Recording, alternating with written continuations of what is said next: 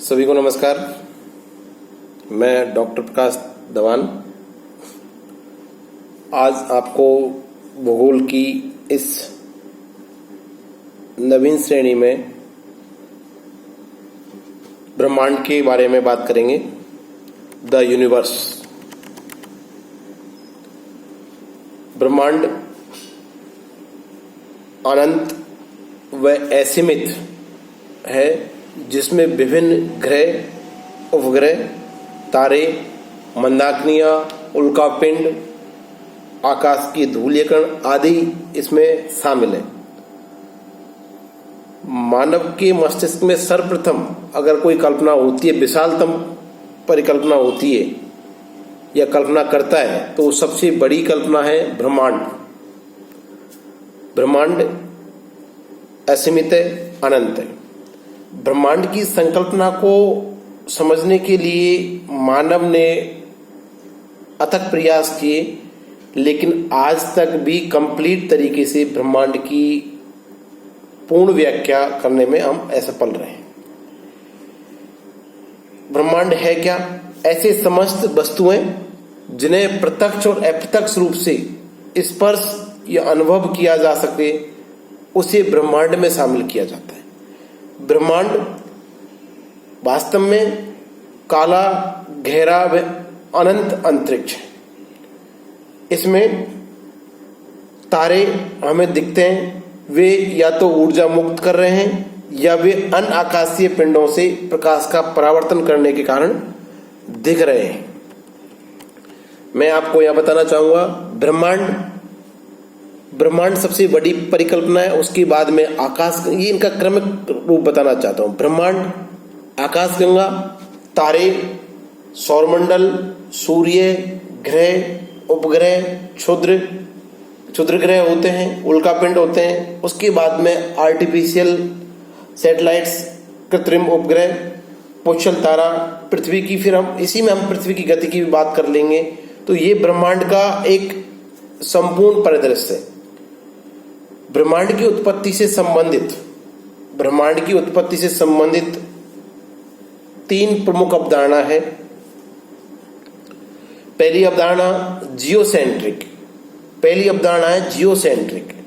Geocentric मतलब इसका प्रतिपादन मिस्र और यूनानी परंपरा के एक प्रसिद्ध खगोल शास्त्री हुआ करते थे, टॉलमी महोदय। तो जियोसेंट्रिक की जो अवधारणा दी है वो टॉलमी महोदय ने दिए। इस अवधारणा के अनुसार ब्रह्मांड के केंद्र में सूर्य व अन्य ग्रह नहीं है, ब्रह्मांड के केंद्र में पृथ्वी है। ये अवधारणा काफी टाइम तक प्रचलित रही, काफी टाइम तक चर्चा में रही, काफी टाइम तक लोग यही मानते रहे कि पृथ्वी ब्रह्मांड के केंद्र में है और सूर्य व अन्य ग्रह इसके चक्कर लगा रहे हैं। इसके बाद में इस अवधारणा का खंडन किया और एक नई अवधारणा आई, हेलियोसेंट्रिक अवधारणा। हेलियोसेंट्रिक अवधारणा में 1543 में कोपरनिकस महोदय ने कहा कि पृथ्वी नहीं बल्कि सूर्य ब्रह्मांड के केंद्र में है और पृथ्वी और अन्य ग्रह इसकी परिक्रमा कर रहे हैं। इसीलिए कोपरनिकस महोदय को आधुनिक खगोल शास्त्र का जनक भी कहा जाता है। ये प्रारंभिक अवधारणाएं रही जिन्होंने ब्रह्मांड की उत्पत्ति के बारे में, उनकी व्याख्या करने के बारे में, उनके जो फैक्ट्स हैं, उनके जो तथ्य हैं, उनके बारे में इन्होंने स्पष्ट करने का प्रयास किया। ब्रिटेन के खगोल शास्त्री हर्शेल ने 1805 में दूरबीन की सहायता से अंतरिक्ष का अध्ययन कर बताया कि हमारा सौरमंडल आकाशगंगा का एक अंश मात्र है। अब आकाशगंगा क्या है, सौरमंडल क्या है, इनकी परिभाषा देना जरूरी है। सौरमंडल सूर्य और उसके चारों ओर जो भ्रमण करने वाले ग्रह, उपग्रह, धूमकेतु, उल्का और कृत्रिम उपग्रह, पुच्छल तारा, ये जितने भी संयुक्त रूप से एक सौरमंडल कहलाते हैं। मतलब सूर्य व उसके परिवार के सदस्य कौन कौन होंगे, उसके ग्रह होंगे, उसके उपग्रह होंगे, क्षुद्र ग्रह होंगे, उल्कापिंड होंगे, इन सबको मिलाकर हम सौरमंडल कहते हैं। और आकाशगंगा क्या है? आकाशगंगा असंख्य तारों का एक विशाल पुंज है। ये आकाशगंगा हो गई। तो जैसे जैसे कोई शब्द नया शब्द आएगा मैं आपको वहीं समझाता रहूंगा। 1805 में हर्शेल महोदय ने अंतरिक्ष का अध्ययन करके बताया कि हमारा सौरमंडल आकाशगंगा का एक अंश मात्र है। उसके बाद में धीरे धीरे इस पर काम होता गया। 1925 में अमेरिका के खगोल विद्वान हब्बल महोदय ने बताया कि ब्रह्मांड का विस्तार अभी भी जारी है। ब्रह्मांड के विस्तार की जो कहानी है वो खत्म नहीं हुई है, ब्रह्मांड का विस्तार अभी भी हो रहा है, जिसको उन्होंने आकाशगंगाओं के बीच बढ़ती दूरी के आधार पर सिद्ध किया। उन्होंने कहा कि आकाशगंगाएं एक दूसरे से दूर अभी भी जा रही है।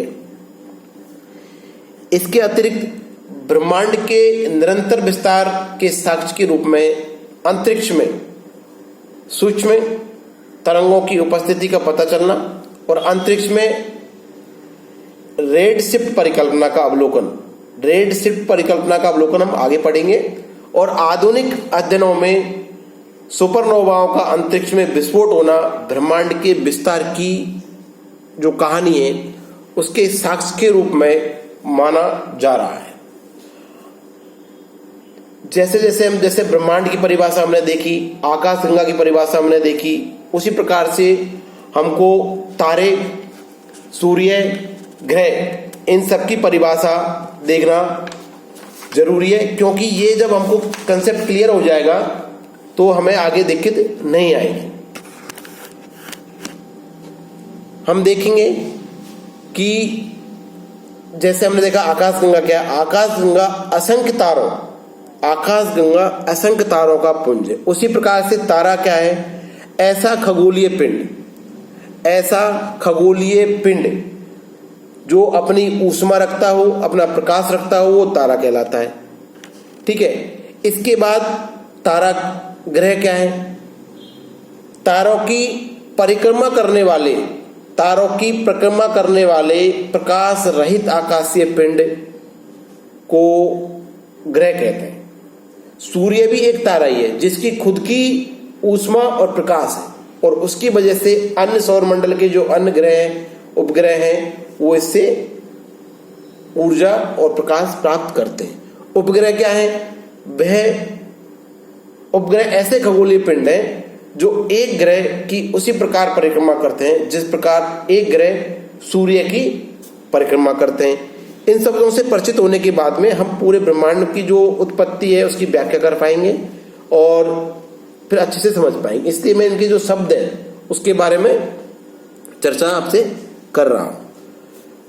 ब्रह्मांड, आकाशगंगा, तारे, सौरमंडल, सूर्य, पृथ्वी क्या है?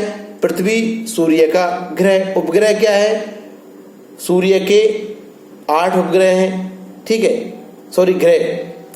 उसके बाद में पृथ्वी एक ग्रह है और पृथ्वी के उपग्रह, उसी प्रकार से आगे अन्य जो ग्रह इनके भी उपग्रह हैं। कौन कौन से, क्या क्या है सौरमंडल, जब हम पढ़ेंगे जो उसकी व्याख्या करेंगे।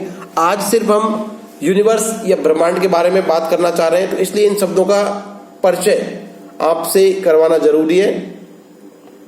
इसमें आगे उल्कापिंड क्या है? अंतरिक्ष में तीव्र गति से, तेज गति से घूमते हुए अत्यंत सूक्ष्म धूल व गैस से निर्मित ब्रह्मांडीय जो कण है उसको उल्कापिंड कहा जाता है। पुच्छल तारे या धूमकेतु क्या है? आकाशीय धूल और बर्फ और हिमानी गैसों के पिंड और सूर्य से दूर ठंडे और अंधेरे क्षेत्रों में पाए जाने वाले पुच्छल तारे या धूमकेतु कहलाते हैं। क्षुद्र ग्रह क्या है? मंगल और बृहस्पति ग्रह के मध्य सूर्य की परिक्रमा करने वाले जो पिंड है उसको क्षुद्र ग्रह कहते हैं या अवांतर ग्रह कहते हैं। ये इनकी शॉर्ट कहानी है। इसको मैं एक बार आपको संक्षिप्त में बता देता हूं, फिर हम ब्रह्मांड की उत्पत्ति से संबंधित जो सिद्धांत है उसके बारे में हम व्याख्या करेंगे। सबसे पहले मैंने आपको बताया ब्रह्मांड के बारे में आकाशगंगा के बाद में तारे के बाद में सौरमंडल के बाद में सूर्य के बाद में ग्रह के बाद में पृथ्वी के बाद में उपग्रह के बाद में क्षुद्र ग्रह, उल्कापिंड, कृत्रिम उपग्रह और पुच्छल तारा। इनका क्रम डिसेंडिंग और असेंडिंग दोनों ऑर्डरों में, ये इनके आकार के आधार पर मैंने चर्चा करी है आपसे। आगे हम देखेंगे बिग बैंग सिद्धांत, महाविस्फोटक सिद्धांत। मैं आपसे चाहूंगा कि हम जब ये बिग बैंग थ्योरी को अगली नेक्स्ट वीडियो में पढ़ाएं, उससे पहले आप लोग ब्रह्मांड के बारे में जो ये शब्द है, ब्रह्मांड, आकाशगंगा, तारे, सौरमंडल, सूर्य, ग्रह, इसके बारे में आप कुछ लिखें, इनकी परिभाषा लिखें जैसे मैंने आपको बताई है। इनकी परिभाषा लिख के मुझे आप अपने ग्रुप पे सेंड करें। Thank you.